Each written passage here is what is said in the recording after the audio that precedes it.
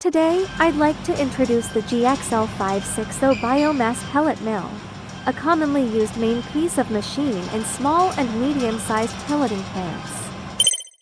All molds are made of high-end wear-resistant stainless steel and using advanced vacuum furnace quenching technology.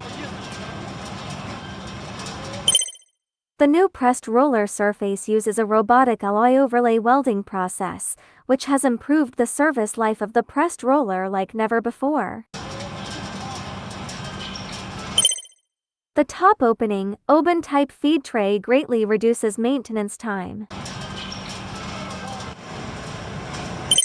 The material feeding structure ensures sealed dust discharge, uniform material feeding, and prevents material accumulation and backflow.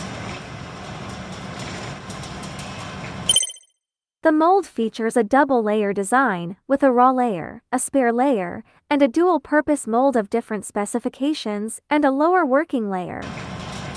This GXL560 pellet mill is machined with a 90 kilowatts national standard high-power motor, which provides ample and robust power, strong load capacity, and is not prone to jamming or overheating even after long-term continuous operation, making it suitable for daily batch production in factories.